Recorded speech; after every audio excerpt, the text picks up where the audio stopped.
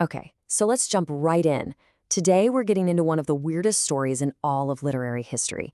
It's about an ancient Roman novel, its incredibly flashy author, and a translation so full of mistakes that, against all odds, it accidentally became a masterpiece of English literature. So the plot of this book from the 2nd century is, and I'm putting it mildly here, pretty out there.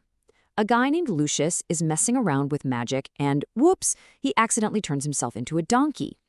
The only way he can turn back into a human is to find and eat a rose. The whole story is about his journey as a donkey, where he sees the wild, often seedy side of the Roman Empire. And that really brings us to the big mystery we're tackling today. How on earth did this weird kind of raunchy story about a man turned donkey survive for 1,400 years and somehow become a cornerstone of the English language? Well, the answer is just as strange as the book itself. To really get this book, you first have to get the guy who wrote it, Lucius Apuleius. Now, he was not your typical Roman author. He was a 2nd century intellectual from North Africa, and his whole approach to writing was, well, theatrical. You see, Apuleius was a big deal in a movement they called the Ellocutio Novella, which basically means the news speech. And the goal here wasn't just to tell a story, it was to absolutely dazzle you. The idea was to use what they called inspirata atque unopinata verba, unexpected and unthought of words, to create this spectacular, almost overwhelming effect. And you can totally see this in his style. Apuleius learned Latin as a second language, which meant he came at it with this fresh, outsider's perspective. He'd dig up these ancient, forgotten words, mix them with street slang, and invent totally new meanings for crude terms. He hated anything that sounded ordinary. One source calls him a literary fop, which is perfect. He was all about style, always aiming for a flashy, handsome effect. Okay, so let's hit the fast-forward button, 14 centuries into the future. All that flashy, slang-filled, deliberately difficult Latin lands on the desk of a 16th century Englishman, and he's got the impossible job of translating it. So it's 1566, and this Elizabethan scholar named William Adlington decides to take on the challenge. This is a time when English prose is still kind of finding its feet, and Adlington's about to introduce this wild Roman text to a brand new audience, but he hits a wall almost immediately.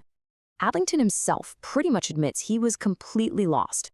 He's basically saying, this guy's style is so obscure and over the top, it feels like he was just showing off how magnificent his prose could be. He saw right through it. Apuleius wasn't just telling a story. He was putting on a performance, which makes a translator's job a nightmare. So what does he do? What's his solution? Well, he decides not to even bother trying to replicate Apuleius's linguistic fireworks. He goes in the complete opposite direction. He aims for simple, clear language, using more common and familiar words, so that the book wouldn't be loathsome to the reader. And this, right here, is where the story takes a fascinating turn. Adlington's decision to simplify everything led to something no one could have predicted, a true work of art, born from error, misunderstanding, and frankly, a lot of creative guesswork.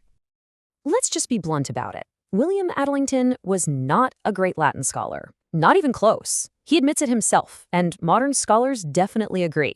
His translation is absolutely full of mistakes. We're talking a clear blunder on pretty much every single page. And here's a perfect example of what got lost, where Apuleius uses this long, winding, poetic phrase to describe night falling, piling on words to create this spooky atmosphere. Adlington just cuts right to the chase. Midnight. Boom. Done. All that elaborate imagery, gone, replaced by this blunt, simple word. But here's the crazy part. In stripping away all that Latin complexity, Adlington was forced to invent, and what he came up with was this powerful, direct, and rhythmic English prose that felt completely new. His version wasn't some pale imitation. It was a whole different animal.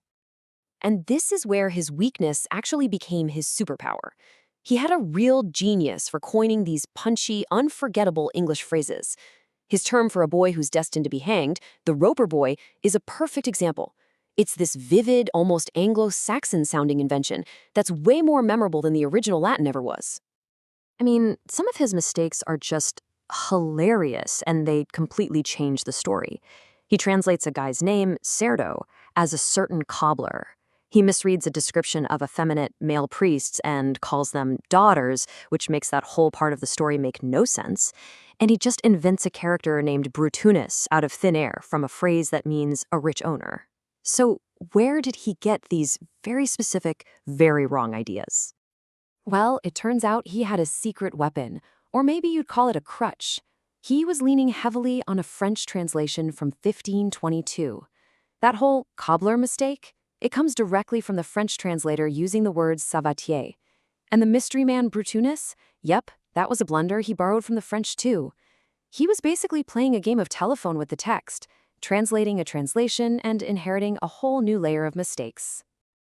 So let's just recap for a second. We have a bizarre Roman novel written in this insane, over-the-top style. It gets translated by an Elizabethan guy who barely knows Latin and is copying mistakes from a French version. How in the world did this become a classic? Well, first off, Adlington knew he had to sell this thing, and Elizabethan England was a bit more, puritanical, so he put this moral spin on it. In his introduction, he argues that the story isn't just about a guy turning into a donkey. No. It's a metaphor for how humans get lost in sensual lusts and can only be saved by reason and virtue, which he says is the sweet rose. But the real reason it's a masterpiece has nothing to do with being accurate. Critics love it not as a good translation, but as a noble original. Because Adlington wasn't tied down by the Latin, he ended up creating something that was pure, powerful English. It has this energy and rhythm that was totally groundbreaking at the time, and it became a model for this new, large, untrammeled prose. And so what we're left with is this absolutely incredible paradox.